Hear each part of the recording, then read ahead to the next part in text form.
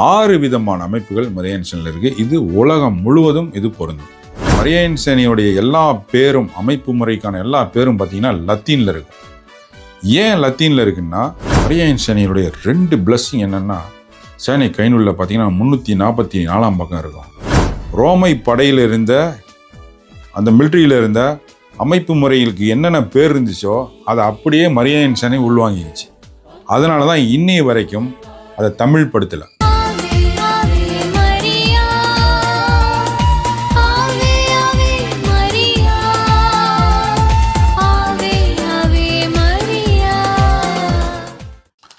மரியாயே வாழ்க. அன்பானவர்களே, மரியாயன் சேனையை பற்றிய முக்கியமான செய்திகள்லாம் இந்த தொடரில் பார்த்துட்டு வரோம். இன்றைக்கு நாம் பார்க்க போகிறது மரியாயன் சேனையினுடைய அமைப்புகள், நிர்வாக அமைப்புகள் என்னென்ன அவள் தான் இன்றைக்கி பார்க்க போகிறோம். 6 விதமான அமைப்புகள் மரியாயன் சேனையில் இருக்குது. இது உலகம் முழுவதும் இது பொருந்தும். மரியாயன் சேனைனாவே ஒரே மாதிரி தான்.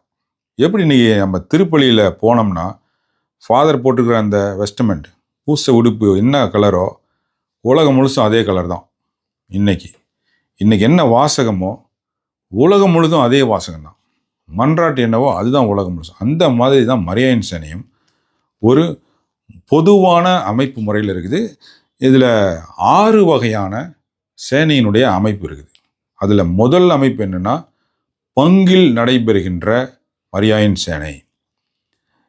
பொதுவாக இன்னொரு விஷயம் என்னென்னா, மரியாயன் சேனையுடைய எல்லா பேரும், அமைப்பு முறைக்கான எல்லா பேரும் பார்த்திங்கன்னா லத்தீனில் இருக்கும். ஏன் லத்தீனில் இருக்குன்னா, மரியாயன் சேனை ரோமை படையினுடைய அமைப்பு முறையை பேசிக்காக வச்சிருக்கிறது. அப்போ ரோமை படையில் என்ன மொழின்னா லத்தீன் தான் அஃபிஷியல் லாங்குவேஜ். அலுவல் மொழி என்னென்னா லத்தீன் தான். அந்த ரோமை படையில் இருந்த, அந்த மிலிட்ரியில் இருந்த அமைப்பு முறைகளுக்கு என்னென்ன பேர் இருந்துச்சோ அதை அப்படியே மரியாயன் சேனை உள்வாங்கிக்கிச்சு. அதனால தான் இன்னைய வரைக்கும் அதை தமிழ் படுத்தலை. இந்த மொழி மாற்றம்லாம் அதில் செய்யலை. மரியாயன் சேனையில் என்ன பேரோ, லத்தீன் பேரோ, அதுதான் இன்னி வரைக்கும் இருக்குது. அப்படி ஒரு பெயர் தான் பங்கில் நடைபெறுகிற ஒரு மரியாயன் சேனை. என்ன பேருனா பிரசீடியம் அப்படின்வாங்க. பிரசீடியம் அப்படின்னா லத்தீனில் என்னென்னா சிறு படை அப்படின்னு அர்த்தம். இந்த சிறு படை எது? பங்கில் இருக்கின்ற ஒரு சிறிய அமைப்புக்கு பேர் மரியாயன் சேனை என்ற அமைப்பு பேர் பிரசீடியம். இந்த பிரசீடியத்துக்கு அடுத்ததாக பார்த்தீங்கன்னா கியூரியா அப்படின்வாங்க. 2 அல்லது 3 பங்கு, 2 பங்குக்கு மேலே இருக்கக்கூடிய மரியாயன் சேனைகளை நிர்வகிக்கக்கூடிய அமைப்புக்கு பேர் கியூரியா. இப்போ ஒரு பங்கில் பார்த்தீங்கன்னா ஆண்களுக்கு ஒரு மரியாயன் சேனை இருக்கும், பெண்களுக்கு மரியாயன் சேனை இருக்கும், இல்லை 2 சேர்ந்து கலப்பு பிரசீடியமாக இருக்கும். அப்புறம் இளைஞர்களுக்கு தனியாக இருக்கும், சிறுவர்களுக்கு தனியாக இருக்கும். இப்படியெல்லாம் சேனைகள் இருக்கும். இந்த மாதிரி 2-3 பங்கில் இருக்கக்கூடிய அமைப்புகள் எல்லாம் சேர்த்து நிர்வகிக்கக்கூடிய ஒரு அமைப்புக்கு பேர் கியூரியா அப்படின்ட்டு. அதாவது ஒரு தாசில்தார் ஆஃபீஸ் மாதிரி வச்சுக்கிங்களேன். மாவட்டத்துக்கு உள்ளே இருக்கிற அமைப்புக்கு பேர் தானே இந்த தாலுகான்றோம். அந்த மாதிரி இது 2-3 பங்குகளை அதில் இருக்கக்கூடிய மரியாயன் சேனைகளை நிர்வகிக்கக்கூடிய அமைப்பு கியூரியா. அதற்கு மேல் என்ன போகணும்னா மறை மாவட்ட லெவலில் ஒரு மறை மாவட்டத்தில் எத்தனை பங்குல மரியாயன் சேனை இருக்கோ அத்தனை பங்குகளுக்கான மரியாயன் சேனைக்கும் தலைமை இடம் என்னென்னா கொமிஷியம் அப்படின்வாங்க. அது மறை மாவட்ட தலைமையிடத்தில் இருக்கும். ஒவ்வொரு மறை மாவட்டத்திலையும் தலைமையிடம் எதுவோ அந்த ஊரில் அந்த நிர்வாக சபையுடைய தலைமையிடம் இருக்கும். அதுக்கு பேர் கொமிஷியம் அப்படின்வாங்க. அடுத்ததாக ரீஜியா. ரீஜியா அப்படின்னா ஒரு 4-5 கமிஷியங்கள், அதாவது 4-5 மறை மாவட்டங்கள் சேர்ந்து இருக்கக்கூடிய மரியாயன் சேனைகளுக்கான ஒரு அமைப்பு பேர் ரீஜியா, அதாவது ரீஜனல். அந்த ரீஜியான்ற அமைப்புக்குள்ளே பார்த்தீங்கன்னா ஒரு 5-6 மறை மாவட்டத்தில் இருக்கக்கூடிய மரியாயன் சேனைகள்லாம் ஒரு அமைப்பாக இருக்கும். அது அந்த ரீஜியான்றது. அடுத்ததாக பார்த்தீங்கன்னா செனாத்துஸ். செனாத்துஸ் அப்படின்னா ஒரு மாநிலத்தினுடைய அந்த மாநிலத்தில் இருக்கிற எல்லா மரியாயன் சேனைகளுக்குமான தலைமையிடம் அது செனாத்துஸ். அது மாநிலத்தில் 2 கூட இருக்கலாம். இப்போ தமிழ்நாட்டில் பார்த்தீங்கன்னா 2 செனாத்துஸ் இருந்துச்சு. முதல்ல ஆரம்பத்தில் 35 வருஷத்துக்கு முன்னால் பார்த்தீங்கன்னா சென்னை செனாத்துஸாக இருந்துச்சு.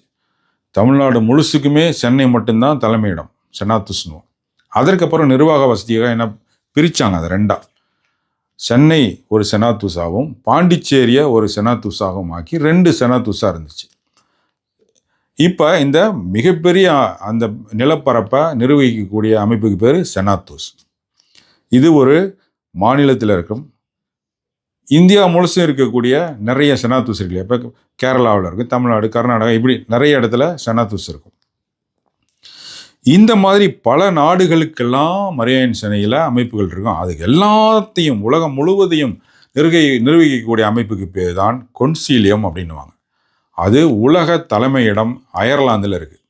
அயர்லாந்து நாட்டினுடைய டப்ளின் அப்படின்ற நகரத்தில் தான் மரியாயன் சேனைக்கு உலகத்துக்கான தலைமையிடம் இருக்குது. அதுக்கு பேர் கொன்சீலியம்.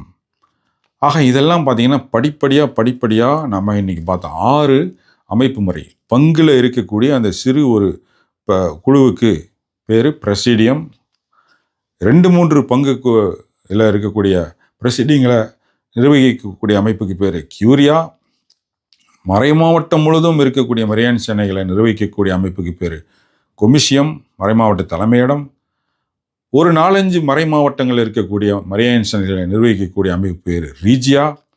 ஒரு மாநிலத்துக்கே ஒரு தலைமையிடமாக இருக்கக்கூடிய அமைப்புக்கு பேர் செனாத்தூஸ். உலகம் முழுவதும் இருக்கக்கூடிய மரியாயன் சேனைகளை நிர்வகிக்கக்கூடிய அமைப்பு கொன்சீலியம். ஆக முறையான அமைப்பு. மரியாயன் சேனையுடைய 2 பிளஸ்ஸிங் என்னென்னா, சேனை கைநூலில் பார்த்தீங்கன்னா 344 பக்கம் இருக்கும். மரியாயன் சேனைன்னு ஒன்று ஆரம்பித்தால் 2 மிகப்பெரிய வல்லமை கிடைக்கும். 1 முறையான அமைப்பு, 2 மாதாவின் தாய்க்குரிய பராமரிப்பு. இந்த 2 இருக்கும். அந்த மாதிரி இருக்கிறதுனால தான் இன்றைக்கு மரியாயன் சேனை உலகம் முழுவதும் இருக்குது.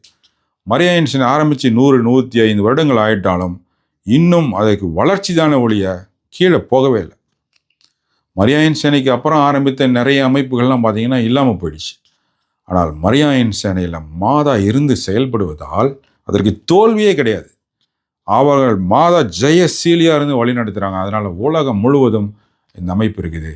இந்த உலகளாவிய அமைப்பில் மாதாவிற்கு உழைக்க நீங்கள் முன்வர வேண்டும். இந்த வீடியோவை பார்க்குற நீங்கள் முன் வரணும். உடனே நீங்கள் முடிவெடுங்க, மரியாயன் சேனலில் சேருங்க. இந்த வீடியோவை முடிஞ்ச வரைக்கும் எல்லாருக்கும் ஷேர் பண்ணுங்கள். இவ்வளோ அருமையான அமைப்பில் நம்ம ஆட்களை சேர்க்கலாம், மாதாவுக்கு ஆட்களை உழைக்கிறதுக்கு சேர்க்கலான்னு நீங்கள் இந்த வீடியோ ஷேர் பண்ணுங்கள். அன்பானவர்களே, மறுபடியும் ஒரு விஷயத்தை சொல்கிறேன். மாதா பக்தராக மட்டும் இருந்துட்டா போதாது. மாதாவிற்காக ரிஸ்க் எடுத்து உழைக்கக்கூடியவங்களாக நம்ம மாறணும். அதை மாதா ரொம்ப விரும்புகிறாங்க. அதற்கான மிகச்சிறந்த அமைப்பு மரியாயன் சேனை. அதில் நீங்கள் சேர உங்களை அன்போடு அழைக்கின்றேன். நன்றி. மரியாயே வாழ்க.